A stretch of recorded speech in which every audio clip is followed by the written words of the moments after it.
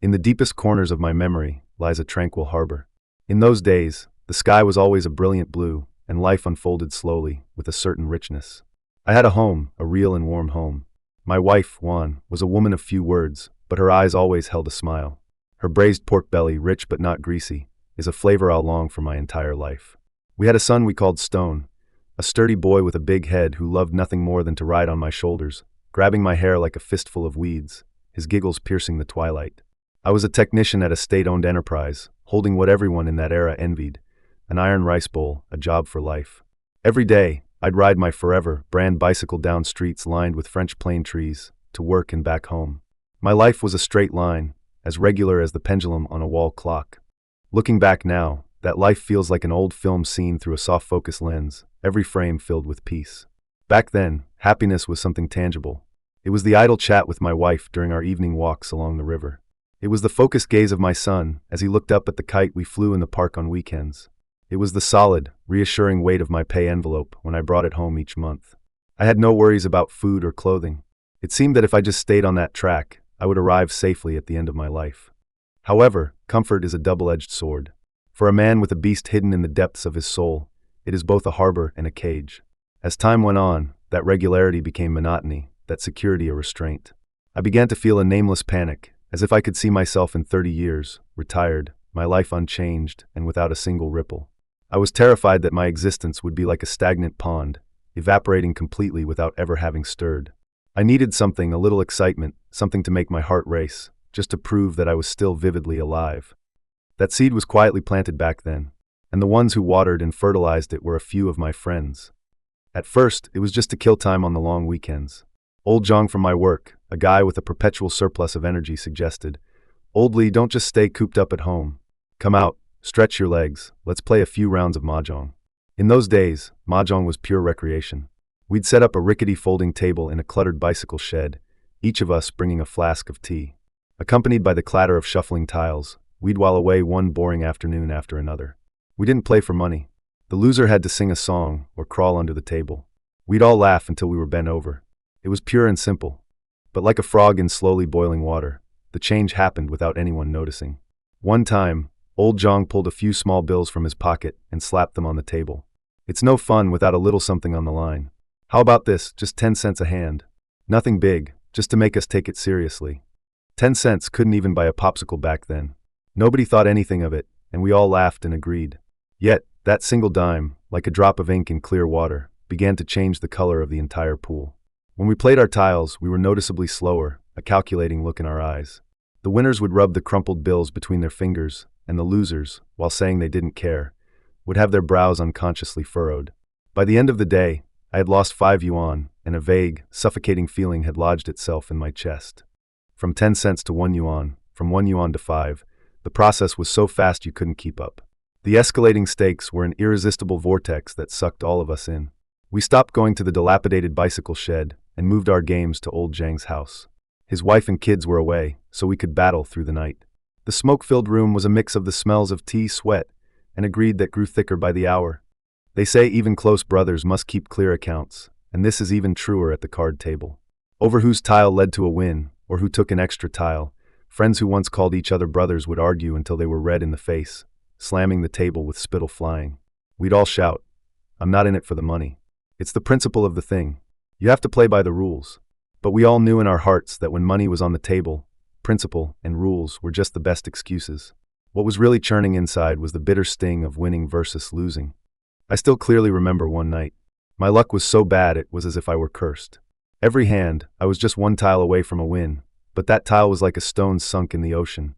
No matter how I fished, I couldn't pull it up. The money on the table piled higher and higher, while my pockets grew emptier. It was almost midnight, and according to our agreement, this was the last round.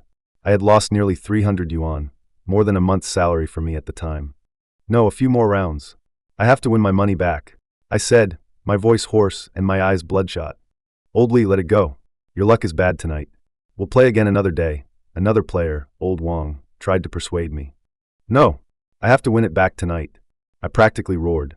It felt like I was a drowning man clutching a single straw. If you tried to make him let go, he'd fight you to the death. Old Zhang and another guy who was winning exchanged a look. I knew that look. It was the smug satisfaction of a hunter watching his prey walk into a trap. They feigned reluctance. All right, if Old Lee is still in the mood, we'll play a little longer with him. That night, I didn't go home. I don't know how I left old Zhang's house. I only remember that at dawn, my pockets were empty, my mind was blank, and the only thing I could hear was the clack clack clack of mahjong tiles, like countless insects gnawing at my nerves. I had lost 500 yuan and owed old Zhang another 200. When I got home, my wife had already left for work. A warm breakfast was waiting on the table. I couldn't eat a single bite. I looked at the man in the mirror, eyes bloodshot, face ashen, and I felt like I was looking at a stranger. I told my first lie. When Juan asked me that evening why I hadn't come home and why I looked so terrible, I said, there was a major equipment failure at the plant. We were up all night fixing it. She believed me, and with a pained expression, brought me a basin of hot water to soak my feet. In that moment, I was filled with a boundless shame, but that feeling was quickly washed away by the anxiety of how to pay my debt. From then on, my life entered a new track, a dark one paved with lies, anxiety, and resentment. I began to resemble a paranoid mathematician, obsessively studying probability and luck. I would replay every hand I lost, convinced that if I had been just a little more cautious, a little more decisive, the outcome would have been completely different. I firmly believed I wasn't unlucky, just that my skills weren't good enough. To win it back, I started dipping into our family savings, the money we were putting aside for our son's university education. I told myself again and again, just this once. As soon as I win it back, I'll stop. I'll put the money back, and no one will ever know. But in gambling, even at a small mahjong table, there is no next time. Every last time becomes the prelude to the next, more frenzied bet. I sank deeper and deeper. I emptied our savings and started borrowing money from my colleagues at work. Li Jiangguo, once known at the plant for being honest and dependable, began to invent all sorts of excuses. A parent was sick, my son needed tutoring, my wife's work was collecting funds. I traded all the credibility I had built in the first half of my life for tickets to the gambling table. When you tell enough lies, you almost start to believe them yourself. I lived in a state of constant schizophrenia. At work, I struggled to maintain my image as a good-natured fellow. At home, I avoided my wife's gaze. Only at the card table, in that world thick with smoke, profanity, and the smell of cash, did I feel real. The adrenaline rush, the sense of control from a single hand deciding the fate of hundreds of yuan, made me feel like a king ruling over destiny, even though I lost far more often than I won. That little mahjong table was the first swamp in my life. At first, I just wanted to splash around the edges, but before I knew it, I was up to my waist. The sludge clung to my legs, making every movement a struggle, yet I always felt that if I just fought forward a little more, I could grab that reed on the opposite bank that seemed so close. The war at home finally, inevitably erupted. When Juan discovered the savings book was empty, she didn't cry or scream. She just looked at me with a cold, desperate expression I had never seen before and asked, "Where is the money?" I couldn't answer. All my lies seemed pale and feeble in that moment. We had a huge fight. I stormed out, slamming the door, and for a moment, I even felt a sense of relief. I didn't have to pretend anymore. I didn't have to face those eyes that could see right through my soul. I moved into a small hotel near old Zhang's house and started hanging out with that gang of mahjong buddies every day. I had become a professional gambler, a gambler with no capital, borrowing from everywhere. Relatives, friends, colleagues. I had exhausted every relationship that could lend me money. At the end of my rope, the demon that had been suppressed deep inside me for so long finally reared its ugly head. It said to me, "Li Jiangguo, you'll never get back on your feet just by playing mahjong. Want to play for bigger stakes? Want to win it all back in one go? Go to Macau. Go to the real casinos. That's where miracles happen." Once that idea took root, it was impossible to shake. As if possessed, I began to frantically raise capital from Macau.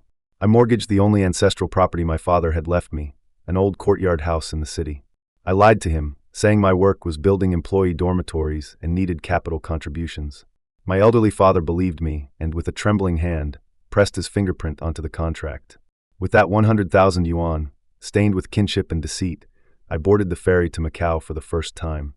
When I stood at the entrance of that glittering casino, so brilliantly lit it was like perpetual day, I felt as small as a speck of dust. Everything here was meticulously designed. The constant temperature and dazzling lights that made you lose track of time, the carpets thick enough to absorb all sound, the dealers' smiles, so professional they were devoid of any emotion. All of it was designed to make you lose yourself, to make you sink. Here, there were no friends, no family, no past, only chips. Money was transformed into colorful plastic discs. You couldn't feel its weight, so you couldn't feel the pain of losing it. I exchanged my 100,000 yuan for chips, my heart pounding, my palms slick with sweat. I chose what seemed like the simplest game, Baccarat. To this day, I can't explain whether I was just lucky that night, or if the casino, that enormous hunting ground, had deliberately thrown the most tempting bait in front of me, its newly arrived prey. I won. I won with unstoppable momentum, watching the chips in front of me pile higher and higher, from 100,000 to 200,000, then from 200,000 to 500,000. My mind went blank, filled with nothing but a manic euphoria. I felt like I was the chosen one, possessed by the god of gamblers. I even began to imagine winning 1,000,000, then immediately cashing out and going home.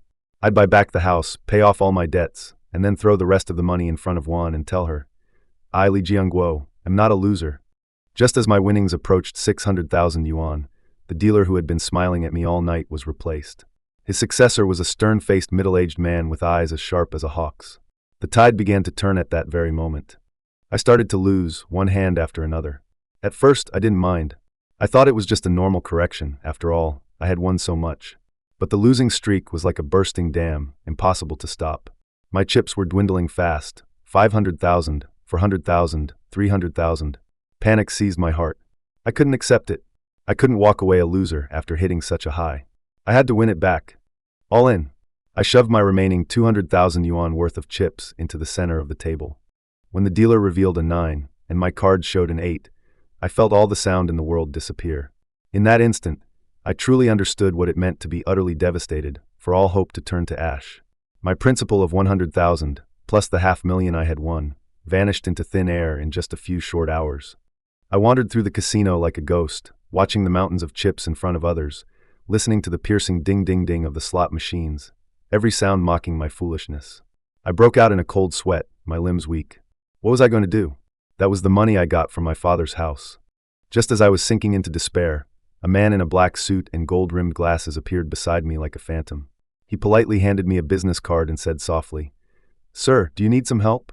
Our company can provide short-term capital. The interest is very reasonable. I saw the words, XX Investment Company on the card. I knew what it was. These were the legendary loan sharks, the kind that devour people whole.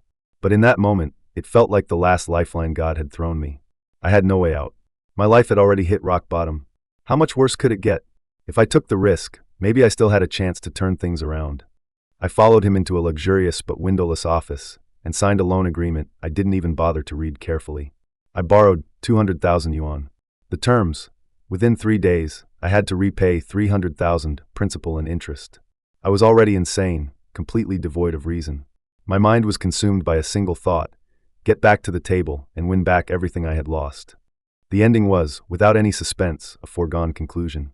That 200,000, like a stone dropped into the sea, was devoured by the casino beast in less than an hour, without making a single ripple. As I walked out of that office empty-handed, the fear finally hit me. The 2 men in black suits stared at me like wolves. Mr. Lee, they reminded me, we'll be by to collect in 3 days. As you know, we take our business very seriously. From that moment on, my life truly fell into an abyss from which there was no return. I started hiding, afraid to go home, afraid to turn on my phone. The debt collectors called my office my wife. They sent people to my elderly father's house to splash paint on the door, writing, "Paying your debts is the law of heaven and earth."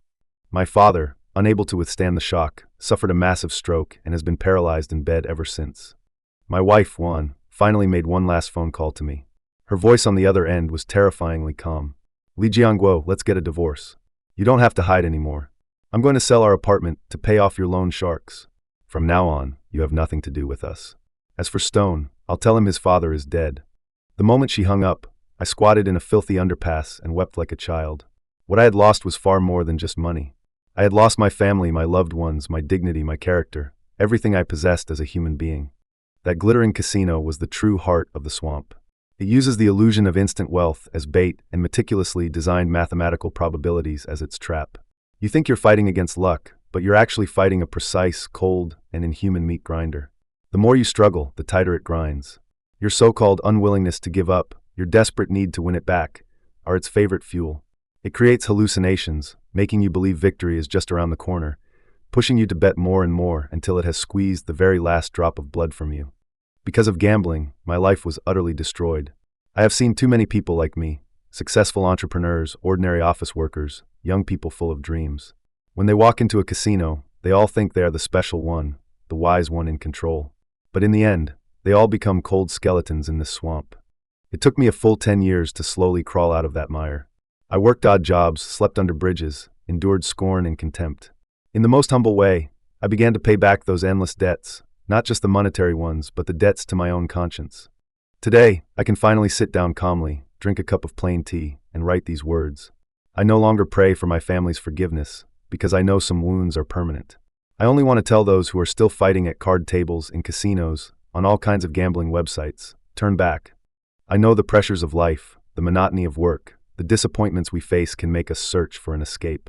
But gambling is a one-way ticket to hell. You think you're seeking excitement, but you're squandering your life. You think you're chasing wealth, but you're embracing ruin. Stop believing in a change of luck. Stop fantasizing about getting rich overnight. In a casino, there is only one truth: the house always wins. You can never outplay the ones who design the rules. If you feel that life is dull, go for a run and let the sweat wash away your fatigue. Read a book and let knowledge fill your mind. Or, like me now, find a quiet corner to spend time with your aging parents, or even just stare blankly at the sky. You will discover that the mundane, everyday moments you once disdained are life's most precious treasure. Truly, stop fighting with gambling. That swamp doesn't just swallow your money. It will ultimately devour your soul, your humanity, and the complete life you could have had. Don't wait until, like me, you watch everything you have sink into the mire, filled with a regret that comes too late. Quit now, while there's still time.